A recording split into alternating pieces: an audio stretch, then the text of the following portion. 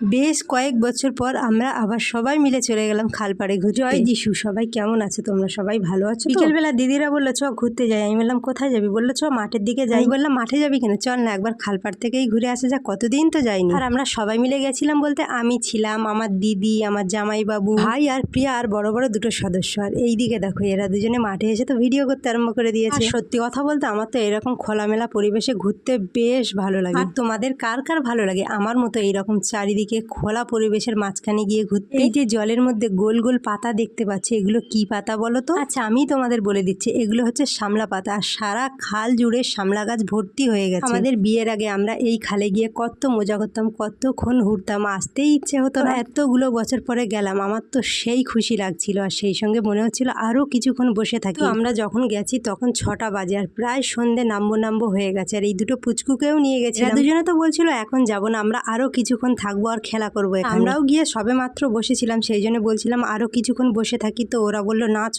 তাড়াতাড়ি ঘরে যাই। তো মনে হচ্ছিল বেশ কয়েক ঘন্টা থাকি, কিন্তু সন্ধ্যা নামবো হয়ে গেছে। যেহেতু আর বাচ্চা দুটোকে নিয়ে গেছি, তাড়াতাড়ি তো ঘরে আসতেই হবে। এত সুন্দর জল দেখে আমার তো মনে হচ্ছিল তখনই চান করিনি, কিন্তু তখন তো সন্ধ্যা, চান তো আর করা যায় না। খালপাড় ধরে গুটি গুটি পায়ে হাঁটতে হাঁটতে আমরা সবাই মিলে রওনা দিলাম বাড়ির পথে। তখন প্রায় বেজে গেছে 6:30। আকাশে দেখো কেমন হালকা হালকা মেঘ জমেছে। তোমরা সবাই দেখতে থাকো আর আমরা গুটি গুটি পায়ে ঘরে আসতে থাকি।